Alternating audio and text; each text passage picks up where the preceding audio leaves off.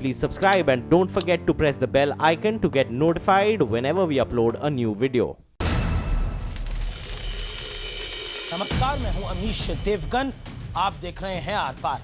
आज आर पार में मुद्दा बहुत बड़ा है, क्योंकि आज हमें यह तय करना होगा कि क्या मोदी के नाम पर समाज के एक हिस्से को बेवजह भड़काया जा रहा है, डराया जा रहा है। पीएम मोदी जब मुस्लिम देशों में जाते हैं तो उनका भरपूर सम्मान होता है, लेकिन देश में सिर्फ और सिर्फ सवाल खड़े किए जाते हैं, उठाए जाते हैं। आज प्रधानमंत्री मोदी इंडोनेशिया की सबसे बड़ी मस्जिद में पहुंचे। उनके साथ इंडोनेशिया के राष्ट्रपति खुद मौजूद थे, लेकिन देश में इस पर सियासत शुरू हो गई और जोरदार शुरू हो गई। तरह तरह के सवाल उठाए गए। यह तक कहा गया कि अपने देश में मस्जिद नहीं है, कि मोदी को विदेशों में मस्जिद में जाना पड़ रहा है। लेकिन शायद विरोध करने वाले ये भूल गए कि वही मोदी हैं जिनके लिए रमजान में मुस्लिम महिलाएं दुआ मांग रही हैं, प्रार्थना कर रही हैं कि हर बार मोदी ही की सरकार बने। आज इसी पर होगी देश की सबसे निर्णायक डिबेट, सबसे बड़ी बहस। मस्जिद में मोदी क्यों परेशान हुए विरोधी। तो आज का आर पार देश की वाकई सबसे बड़ी बहस है कि मोदी के नाम पर मुसलमानों को डराया जा रहा है, भड़काया जा रहा है।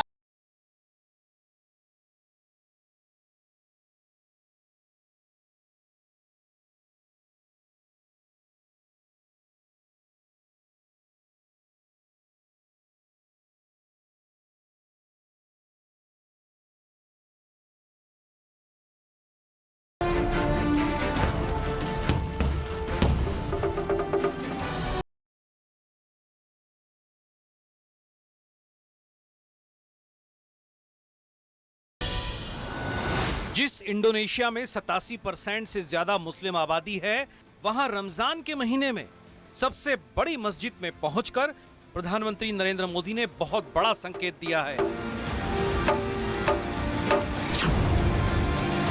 हालांकि पीएम मोदी के मस्जिद जाने पर उनके विरोधी सवाल खड़े कर रहे हैं। ये बाहर जाकर वो दिखा सकते हैं कि रास्ता एक ही है, तो घर में वो रास्ता क्यों नहीं दिखाते? घर में कोई मस्जिद नहीं है क्या जाने के लिए? जो इंडोनेशिया जाकर आप मस्जिद में जाते हैं। फोटो ऑपों से विदेश नीतियां नहीं चलती है कि वहां गए तो फोटो इंडोनेशिया में क्या मस्जिद में फोटो खिंचवाने गए हैं? इससे पहले कश्मीर के अनंतनाग में उज्ज्वला योजना की लाभार्थी महिलाएं रमजान में पीएम मोदी की जीत की दुआ कर चुकी हैं। माह रमजान का महीना चल रहा है। सुबह हम नमाज पढ़ते हैं, कुरान पढ़ते हैं। कुरान में हम आपको दुआ देंगे कि अगले हर साल आपकी ही सरकार आ जाएगी। एक तरफ मस्जिद दौरा है तो दूसरी ओर रामायण और महाभारत की थीम पर पतंगबाजी। ये मोदी डिप्लोमेसी का अंदाज है, जिसमें कूटनीति के ऊपर मोदी नीति हावी रहती है। मैं जहां पर आज सुबह मेरी मीटिंग थी, वहां मैं गया। वहां दीवारों पर बहुत बड़े बड़े लकड़ी का नक्काशी काम था। सारी कथाएं रामायण और महाभारत की थी। यानी इंडोनेशिया के सामान्य जनजीवन में ये सारी चीजें सहज रूप से हैं।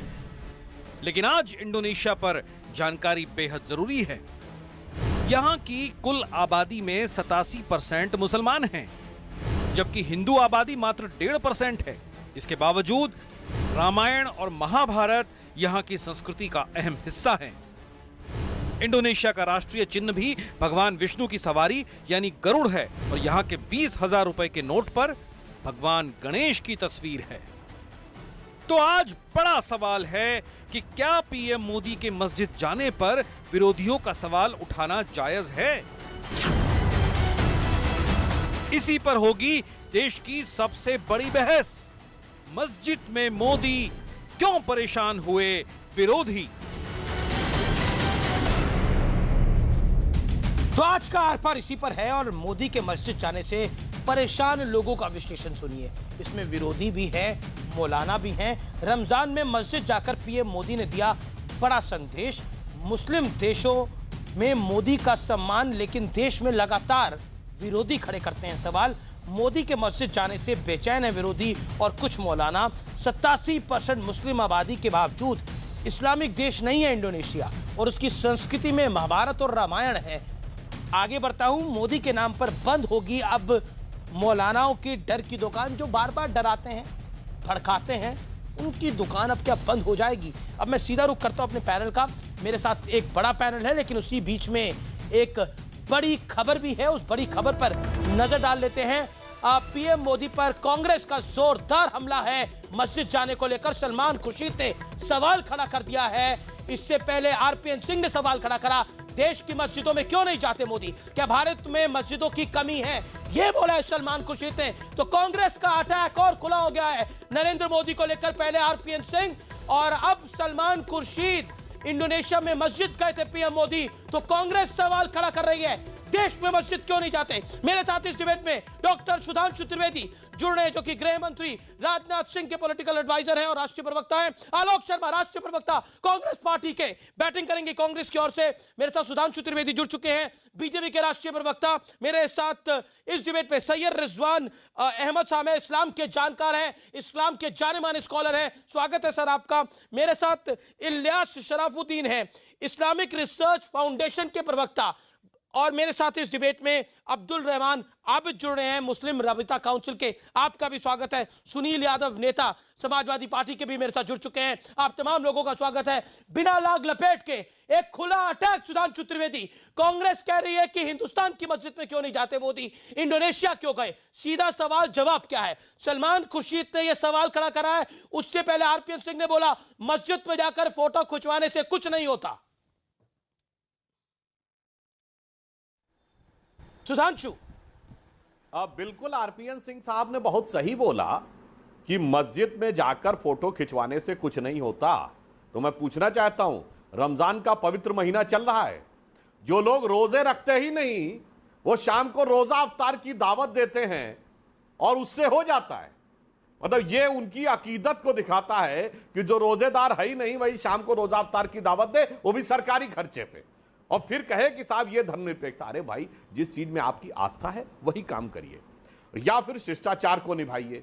जैसे मोदी जी जब विदेश में जाते हैं, जिस देश की संस्कृति उसके अनुसार वहां पर जो सम्मान व्यक्त करना चाहिए करते हैं। अबू धाबी में भी मस्जिद में गए थे, बहरीन में भी गए थे, इंडोनेशिया में भी गए, भारत में शिंजो एबे जी के साथ अहमदाबाद में भी गए थे।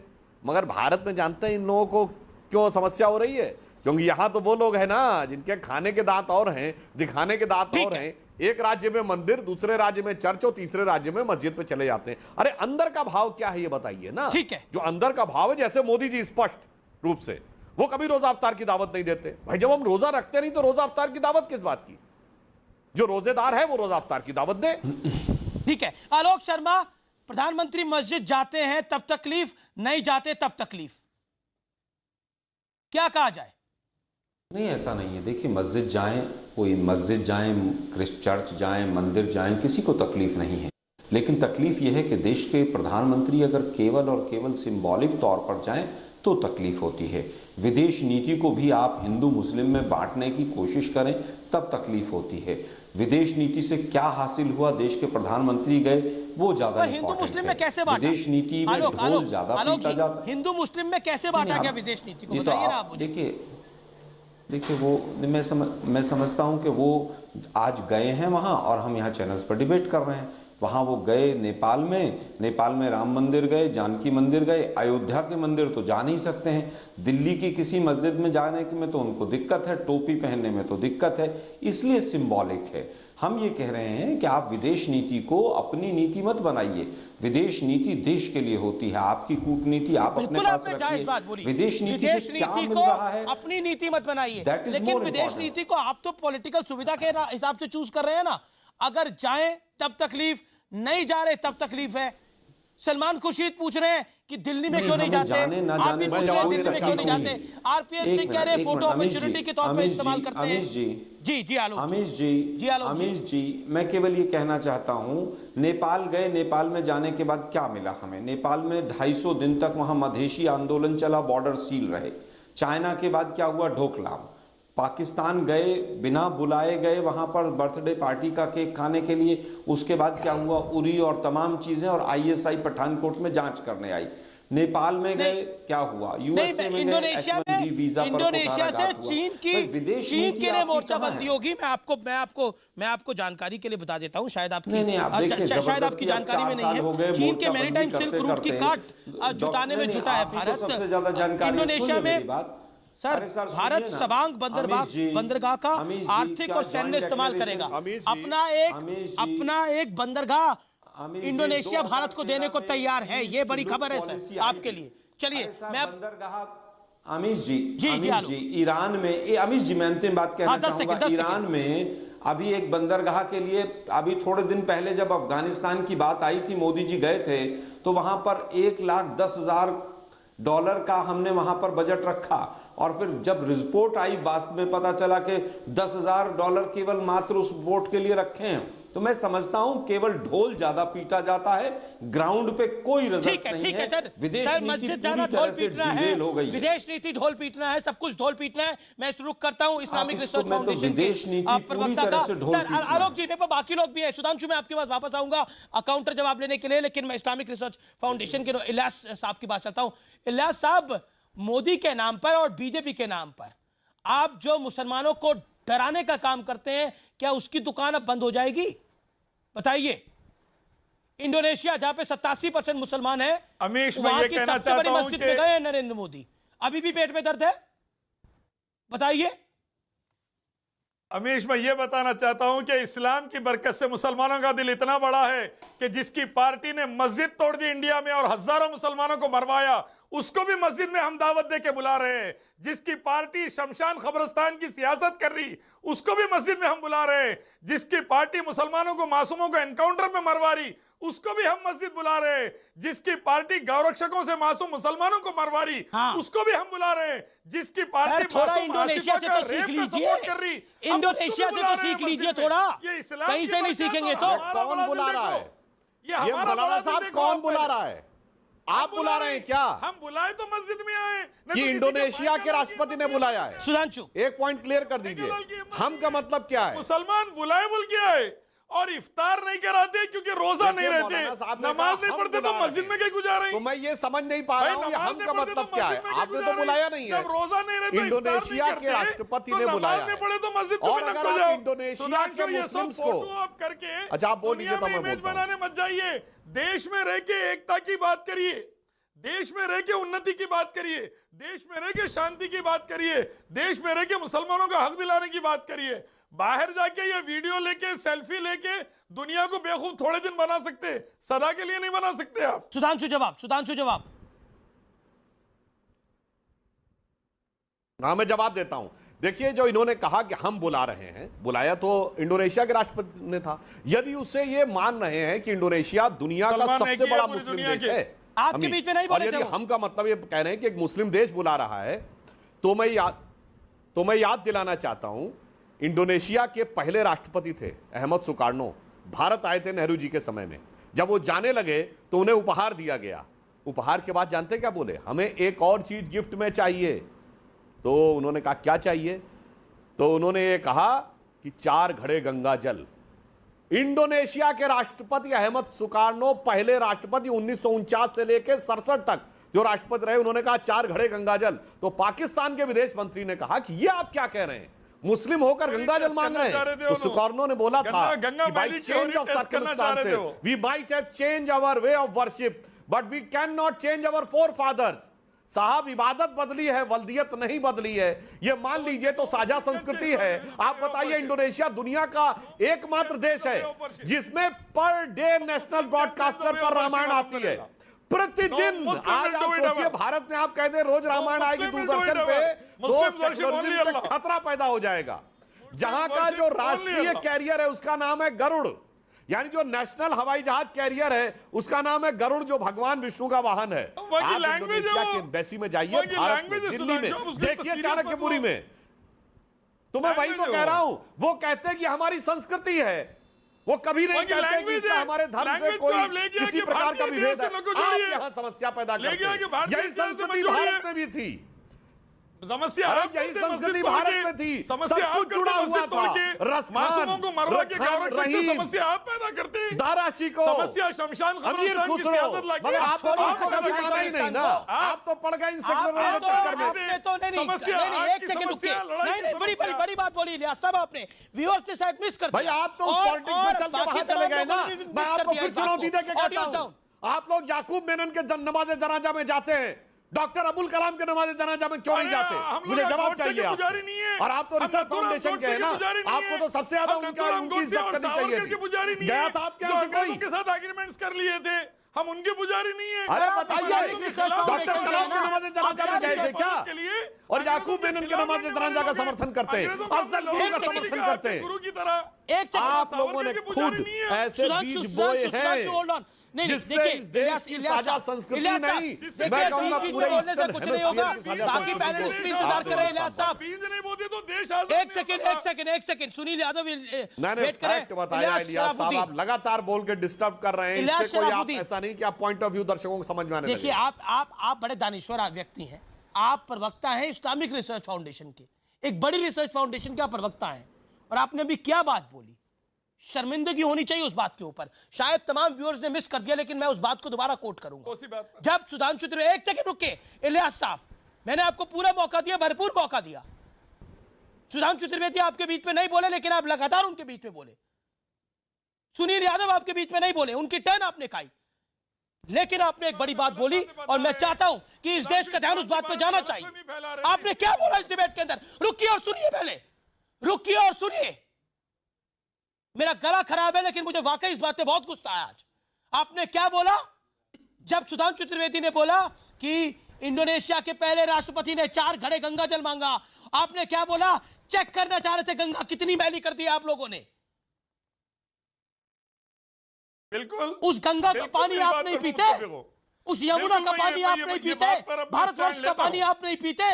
जो पानी को गंदा बता रहे हैं आप, सबको पता गंगा मैली है, सबको पता है, लेकिन आपकी भावना दुर्भावना थी, आपकी भावना दुर्भावना थी। छोड़िए, आप इंडोनेशिया को क्या फॉलो करेंगे? जाके 20,000 के नोट पे भगवान गणेश का चिन्ह बना हुआ है, क्या बनाते हैं तो आप लोग पहाड़ से पे उठा लेंगे। सेक्युलरिज्म के ठेकेदार बनते हैं, और गंगा के लिए इन शब्दों का इस्तेमाल करते हैं। शर्म आनी चाहिए, शर्म आनी चाहिए आपको।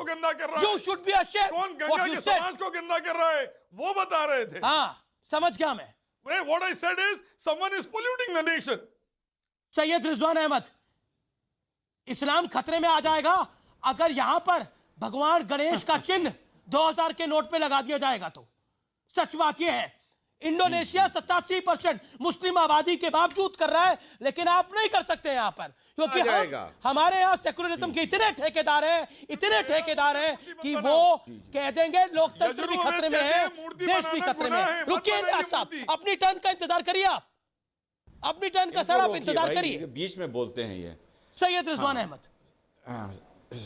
जी देवगन भाई, पहले बात तो ये समझिए कि इस टाइम जो दुनिया का सबसे बड़ा मुसलमान है, वो बात अलग है कि अरब में उसके मुंह पे थूका जाता है, सबसे बड़ा मुसलमान दुनिया में इस टाइम हिंदुस्तान का बना हुआ है।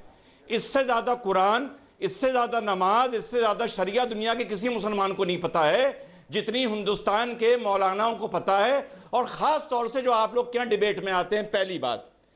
दूसरी बात, जब मैं अपने घर में रहूंगा मैं अपना मजहब निभाऊंगा, लेकिन अमीश देवगन जी, जब मैं आपके घर मेहमान बन के आऊंगा, पूजा चल रही होगी, तो मैं औपचारिकता निभाने के लिए, सामाजिक औपचारिकता, आपके बगल में हाथ जोड़ के खड़ा हो जाऊंगा, भले मुझे मंत्र आते हो या ना आते हो। मोदी जी जब हिंदुस्तान में रहेंगे अपना धर्म निभाएंगे, अपना, लेकिन जब वो किसी मुस्लिम देश में जाएंगे तो वो वहां की सामाजिक औपचारिकता पूरी करेंगे।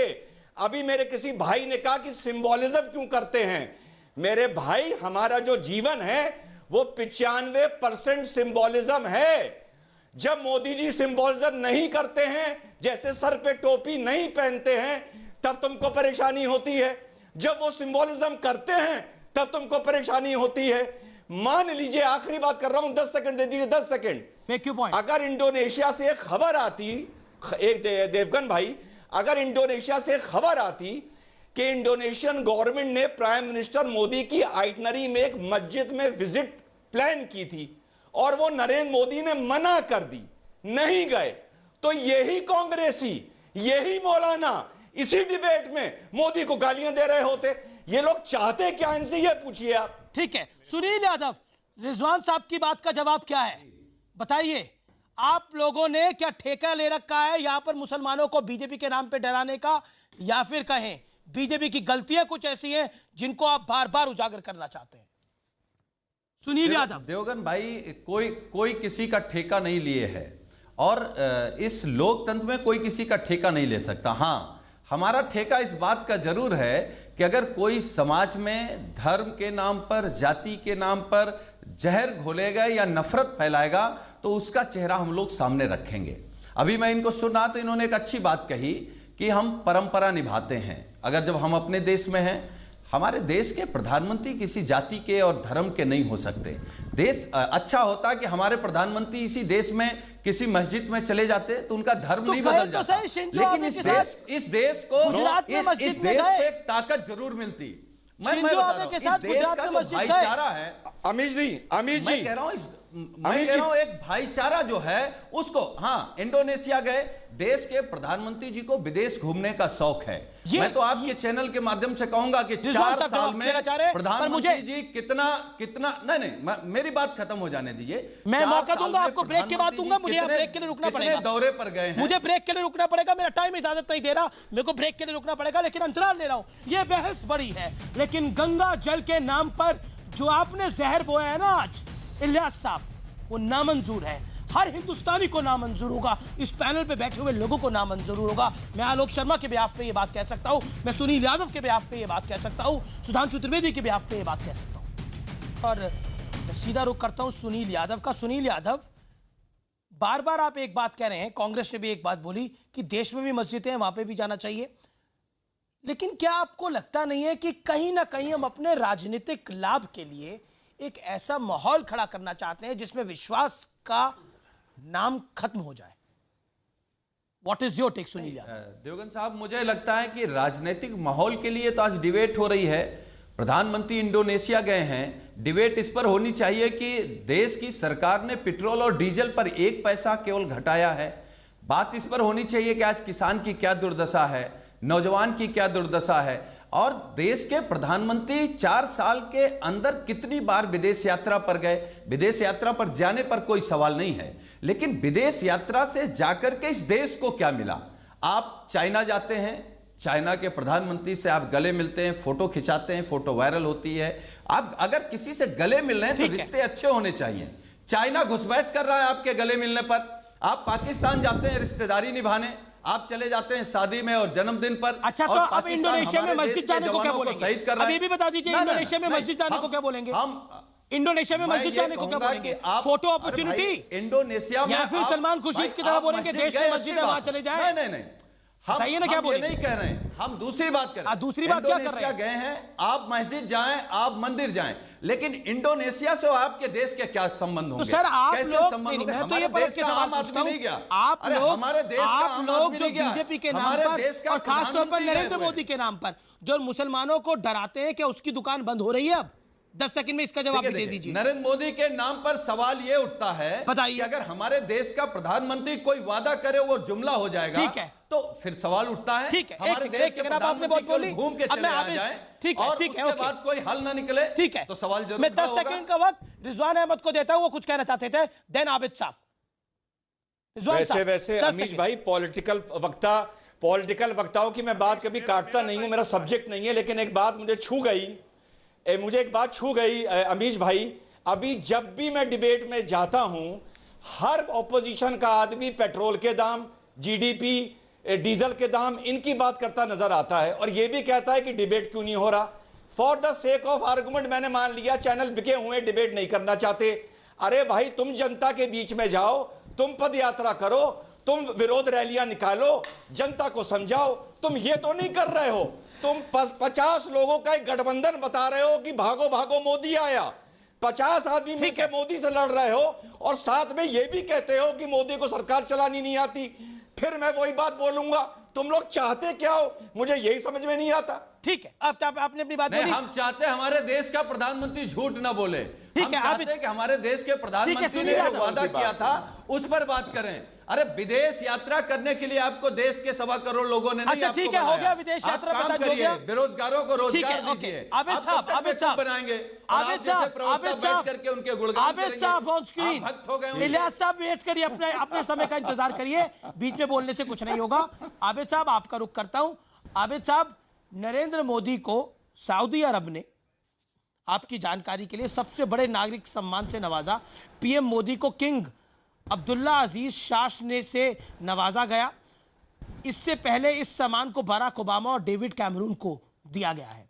आज प्रधानमंत्री मोदी जिस मुल्क में थे जहां 87% मुसलमान आबादी है, जहां पर रामायण और महाभारत के संस्कार हैं, जहां 20,000 के नोट पर गणेश का चिन्ह है, बताइए क्या कहेंगे?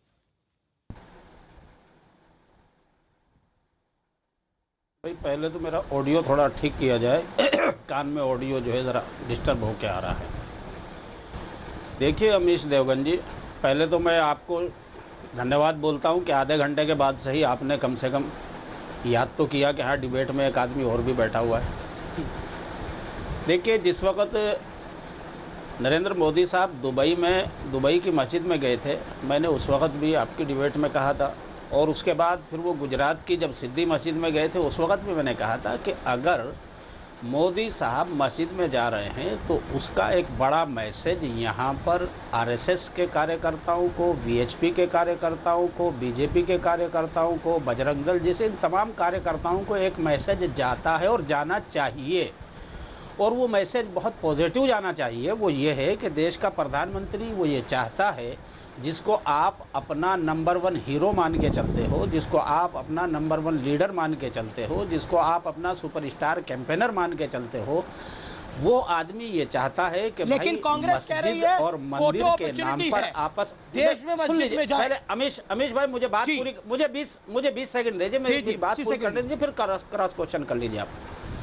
मैं ये कह रहा हूं कि जब वो आदमी ये चाहता है, लेकिन आपके वर्कर जो है, उनके वर्कर तो ऐसा नहीं होने देना चाहता। वो कभी सीमापुरी की मस्जिद पे हमला करते हैं, कभी अमरोहा के गांव की मस्जिद पे हमला कर देते हैं, आग लगा देते हैं, कभी किसी तो वही तो डराने की दुकान है। खुद दिल्ली में मस्जिदों पर, खुद दिल्ली में वही तो डराने की दुकान है जिसको आप चलाना चाहते हैं। मस्जिदों पर 2-3 मस्जिदों पर हमला, अरे कब्जा कर लिया भाई। सीबीआई हेडक्वार्टर कॉम्प्लेक्स के बराबर में जाके देखिए ना आप, मस्जिद की जमीन पर कब्जा कर लिया गया, बिल्कुल सीबीआई हेडक्वार्टर कॉम्प्लेक्स के बराबर में। अरे सर कई मंदिरों में भी कब्जा किया गया है, मैं चेक करिए। पर बात कर रहा हूं, जो सड़क पर आते हैं उन पे कब्जा होता ही है, सिर्फ मस्जिद नहीं है। यहाँ भी उकसाने का काम मत करिए और गलतफहमी मत फैलाइए। बात करने दीजिए। जब प्रधानमंत्री कोई पॉजिटिव मैसेज देना चाहते हैं तो फिर आप लोग उसको जमीन पर क्यों फॉलो नहीं होने देना चाहते? मैं कहना चाहता हूँ उसको जमीन पर उतरने दीजिए। जब वो जमीन पर उतर के आएगा, उसका फॉलोअप होगा, तो फिर विपक्ष के नेता जो है यकीनन इस तरह के सवाल नहीं उठाएंगे जैसा आज उठा रहे हैं। लेकिन सच्चाई ये है कि ठीक है, आपने 25 सेकंड मांगे थे ना, मैंने 50 सेकंड दे दिए। सुधांशु जवाब नाम तो लेते हैं, फायदा उठाना चाहते हैं। देखिए अमीर और मैं तो मोदी साहब से सुनील यादव जी ने जो पॉइंट उठाया था, सुधांशु जी बस 5 सेकंड और दीजिए। मैं उसी से बिंदु लेकर एक बात कहना चाहूंगा। सुधांशु जी, मैं तो आपसे कहता हूं कि आप अपनी पार्टी को सुधरवा लीजिए और पार्टी को ऐसा रंग रूप दीजिए कि भारत की सभ्यता और सबकी मिलजुल के पार्टी बनाइए। सभ्यता इसी में है, अगर मस्जिद चाहेंगे तो सभ्यता है, नहीं तो सभ्यता ही नहीं है। इंडोनेशिया से सभ्यता क्यों नहीं लेते आप लोग? नहीं, मस्जिद तोड़ करके सभ्यता बनती है। तोड़ने की बात करता है, आप इंडोनेशिया से सभ्यता क्यों नहीं लेते? नजदीक मस्जिद तोड़ करके सभ्यता बनती है क्या? इंडोनेशिया से सभ्यता क्यों नहीं लेते आप लोग? वही तो है ना मसला। वही तो मसला नहीं है। अगर मसला ये है, मसला ये है कि नहीं, मसला ये है सर, सोच के लोग जो है वो नहीं आप लोग अपनी दुकान चलाना चाहते हैं। आप लोग बीच में रोड़ा दुकान चलाना चाहते हैं और वो दुकान है डर की दुकान। नहीं, दुकान तो कौन चला रहा है ये जनता देख रही है, ऑन स्क्रीन भी देख रही है। सुधांशु, देखिए जो मौलाना साहब ने बात कही और जो सुनील यादव जी ने बात कही, दोनों से मिला के मैं उत्तर देता हूं। पहले मौलाना साहब ने जो कहने का प्रयास किया कि हमारी पार्टी को सुधार दें ताकि वो ईमानदारी से हित करे, कोई विवाद में नहीं पड़ना चाहता। आप जो मन में अपनी इच्छा रखना चाहें रखें, मैं सिर्फ एक फैक्ट रखना चाहता हूं। गुजरात में मुसलमानों की आबादी कितनी? 8%। सरकारी नौकरी में कितने? लगभग 8%। सबसे बेहतर माली हालात मुसलमानों का देश का किस प्रांत में? गुजरात में। बंगाल में जो सबसे बड़े चैंपियन बनती हैं ममता दीदी, मुसलमानों की आबादी कितनी? 27%। सरकारी नौकरी में 1.8%। पहले कम्युनिस्टों का राज 30 साल और 10 साल से ममता बनर्जी का राज। यह है हकीकत, और बाकी बातें अपनी जगह। अब सुनील यादव जी ने जो बात कही थी, मैं उस पर आता हूं। देखिए, सरकार विदेश पे गए हैं प्रधानमंत्री, कांग्रेस को प्रेस कॉन्फ्रेंस करनी चाहिए, विदेश पे मुद्दा उठाना भाई की बात का जवाब। अगर वो ये कहते कि बिजनेस टू बिजनेस हमारा जो एग्रीमेंट हुआ है उसमें कोई काम ही निकालते, आप कहते कि मैरीटाइम एग्रीमेंट जो हो रहा है इंडोनेशिया के साथ, उस पर सवाल उठाते। सवाल आपने मस्जिद पे उठाया। फिर आप कहते हैं कि सांप्रदायिकता का विषय हम उठाते हैं। ये धर्म, संप्रदाय, मत, इसी का विषय आप क्यों उठाते हैं? मेरे तो ये समझ में नहीं आता। और मैं एक और बात कहना चाहता हूं भाई, आज की डेट में सुनील यादव जी से कहना चाहूंगा, भारत में रामायण मेला की शुरुआत किसने की थी? राम मनोहर लोहिया जी ने, जो समाजवादी पार्टी के सबसे बड़े स्तंभ थे। आज अगर कह दिया जाए ना रामायण मेला की बात, लोहिया जी, आप ये सोचिए अगर आज कह दिया तो करंट लग जाएगा। जब हुआ कि साहब अयोध्या में दोबारा रामायण मेला शुरू होगा तो वो सांप्रदायिक हो गया। ये जो सांप्रदायिकता की परिभाषा में एक बात और इंडोनेशिया के बारे में कहना चाहता हूं। भारत में नहीं, एक वाक्य अमीश कह दूं, अमेरिका में जाइए, वॉशिंगटन डीसी में, मैसाचुसेट्स एवेन्यू के ऊपर इंडोनेशिया की एम्बेसी है, जाके देखिएगा। मैंने अपनी आंखों से देखा है। वहां जानते बाहर किसकी प्रतिमा लगी है? 12 फुट की सरस्वती जी की प्रतिमा लगी है। और वो ये कहते हैं ज्ञान की देवी, नीचे 3 बच्चे पढ़ते हुए बने हैं, और वो कहते हैं हमारी संस्कृति का हिस्सा है, इसका मजहब से कोई मतलब नहीं। और यहां सरस्वती वंदना के ऊपर मजहबी सियासत होने लगती है। ये अंतर है संस्कृति की हर चीज के ऊपर मजहबी सियासत, संस्कृति की हर चीज पर मजहबी सियासत करके आपने इंडोनेशिया से बाकी लोगों की बिटाने में बाकी मेहमान भी हैं। ओके, आलोक सुधांशु ने मेरी बात को आप अपने टर्न का इंतजार करिएगा ना। देखिए, आधा घंटे में आप मुझे 1 मिनट बिल्कुल एक ही बार आऊंगा। देखो बाकी लोग भी है सर। नहीं, बिल्कुल बाकी लोग भी है सर। नहीं, मुझे नहीं, ऐसे धमकी थोड़ी चलेगी। अरे आप ही बोल रहे हैं जब से भाई, मैं तो बैठा हूं। आलोक शर्मा ऑन स्क्रीन, इलियास साहब on screen, no one else. Alok Sharma रोजगार की सर, रुकिए ना, रोजगार की बात आपको करनी है अभी। ओके आलोक शर्मा, मैं आपके पास आता हूं। क्या अगर इस देश में 2000 के नोट पर भगवान गणेश की फोटो आ जाएगी तो इस देश में सेकुलरिज्म पे खतरा आ जाएगा? बताइए, मैं सवाल पूछ रहा हूं। सेकुलरिज्म पे खतरा तो तब आता है, नहीं, सेकुलरिज्म पे खतरा तब आता है जिस तरह की घटनाएं पिछले 4 वर्षों में हुई हैं। जब शमशान और कब्रिस्तान की बात देश के प्रधानमंत्री करें, रामजादे और दूसरा शब्द जो लोग इस्तेमाल करें, उनको केंद्र में मंत्री बना दिया जाए, तो कहीं ना कहीं संविधान पे खतरा आता है। मुद्दे की बात यह है कि रिजवान जी ने बहुत अच्छी बात कही अभी कि साहब ये तो औपचारिकता है और 95% औपचारिकता ही होती है, और मोदी जी वहाँ औपचारिकता, सिंबॉलिज्म के लिए गए थे। हम तो यही कह रहे हैं भाई, सिंबॉलिज्म के लिए आप हिंदुस्तान में भी चले जाइए, सिंबॉलिज्म के लिए आप कर्नाटक में चुनाव हो तो नेपाल तो जा सकते हैं आप, लेकिन आप अयोध्या के राम मंदिर नहीं जा सकते हैं। अभी बहुत बड़ी बड़ी बातें मेरे सुधांशु भाई ने कही, मैं व्यक्तिगत तौर पर बड़ा सम्मान करता हूं उनका, वो बड़े हिस्ट्री से बड़ी चीजें लेकर आते हैं कई बार। लेकिन मैं पूछ रहा हूं, गाय, गौ, गंगा, गीता, इनके ऊपर आपने 4 वर्षों में क्या एक भी कानून बनाया है? ठीक है, आप इंडोनेशिया का उदाहरण दे रहे हैं और गोवा के अंदर गौ माता के बूचड़ खाने खुलवा रहे हैं। ये प्रवचन देना बंद कीजिए। अब आप हिंदू मुसलमान पूरे देश को करना बंद कीजिए। आप कह रहे हैं कि साहब वहां पर गुजरात में 8% जॉब है। सुधांशु भाई, पिछले 4 वर्षों में सेंट्रल गवर्नमेंट में माइनॉरिटीज का जो जॉब रिक्रूटमेंट है और दलित्स का जो जॉब रिक्रूटमेंट है वो 79% गिरा है। ठीक है सर, ठीक है। यू मेड योर पॉइंट आलोक। सुधांशु मैं आपसे जवाब दूंगा, लेकिन इलियास मैं आपके पास आता हूं और इस दौर में आपसे एक सवाल पूछता हूं, जो सवाल मैंने आलोक शर्मा से भी पूछा। इंडोनेशिया 87% मुस्लिम आबादी है, भगवान गणेश उनके 20,000 के नोट पर है, और वहां पर रामायण और महाभारत को अपने संस्कारों में शामिल किया गया है। हिंदुस्तान में कर दे तो कितना कॉमनल हो जाएगा ये देश, बताइए, और कितना तूफान मचा देंगे आप लोग? अमीश, प्रतिदिन वहां के नेशनल अमीश यजुर्वेद चैप्टर 32 वर्स 3 कहते हैं, ना तस्य प्रतिमा अस्ति, भगवान की कोई इमेज नहीं बना सकते। इंडोनेशिया भी ना बनाए, इंडिया भी ना बनाए, बनाना गलत है वेद और कुरान के हिसाब से। दूसरी बात, नहीं। अमित शाह, मोदी और रिजवान जैसे दलाल कई आए और चले गए, हम अल्लाह के अलावा किसी से नहीं डरते।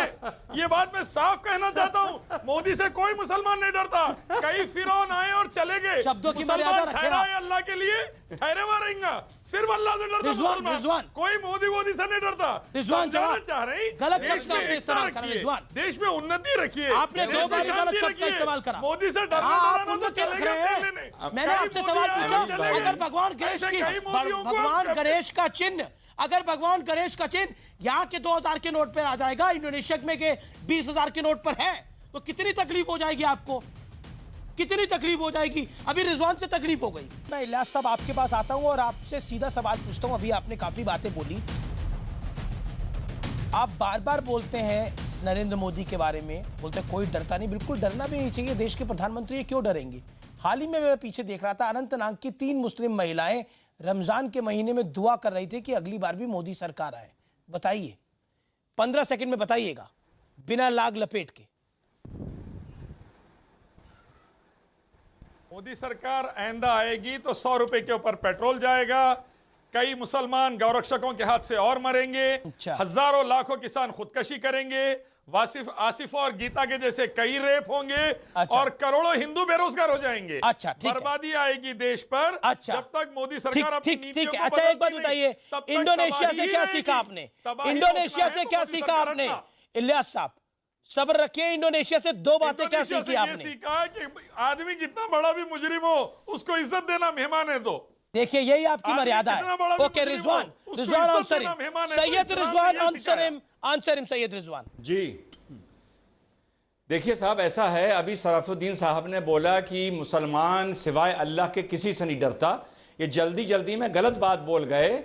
इनको ये बोलना चाहिए था कि मुसलमान सिर्फ अल्लाह ही से नहीं डरता, बाकी सबसे डरता है। ये जमीनी हकीकत है आज की तारीख में दुनिया की और हिंदुस्तान की। दूसरी बात ये कि जो सपा के हमारे प्रवक्ता हैं वो ज्ञान दे रहे थे अभी कि प्राइम मिनिस्टर का, चीफ मिनिस्टर का कोई मजहब नहीं होता। साहब, ये बड़ी मुसीबत है कि जो इस देश में राजनीति में जाएगा उसे अपना मजहब त्याग करना पड़ेगा, और अगर नहीं करना पड़ेगा और सबको बराबर सम्मान देना पड़ेगा, तो मुझे वो नेताजी की या अखिलेश यादव की कोई फोटो दिखा दें कि प्रधानमंत्री नमाज पढ़ते हुए कुरान शरीफ की तलावत करते हैं। दूसरी बात, तीसरी बात, कह रहा हूं कि क्या जो अभी मौलाना साहब बोल रहे थे कि देखना चाहिए, मुसलमानों से रिश्ते ठीक करने चाहिए। अरे अब अपना ज्ञान मत बोल रहे थे, अपना ज्ञान मत बांटिए। ठीक है, सुनील आपकी बात सुनिए। मुझे 5 सेकंड देंगे। तो जैसा है वैसा है, मुसलमान की किसी को फिक्र नहीं है। देखिए, मोदी जी को मौलाना से रिश्ते ठीक करने चाहिए, इनके एनजीओ को फंड देने चाहिए, इन्हें पेट्रोल। अब्दुर्रहमान आप रिस्पॉन्ड 15 सेकंड आपके। ठीक है रिजवान, आपने अपनी बात रख ली। रिजवान आपने अपनी बात रख ली। रिजवान आपने अपनी बात रख ली। अब इच्छा 15 सेकंड, अब इच्छा 15 सेकंड दे रहा हूं। बात बता दी है कि वो अल्लाह के अलावा सबसे डरते हैं, अल्लाह से नहीं डरते, बाकी सबसे डरते हैं। लेकिन मुझे छोड़ दीजिए, मैं तो सुधांशु त्रिवेदी जी से बात करना चाहूंगा। सुधांशु भाई, देखिए, आपने पश्चिम बंगाल का, गुजरात का, महाराष्ट्र का और कई स्टेट्स का आपने आंकड़े बताए कि साहब मुस्लिम एम्प्लॉयमेंट बीजेपी सरकारों में बढ़ा है।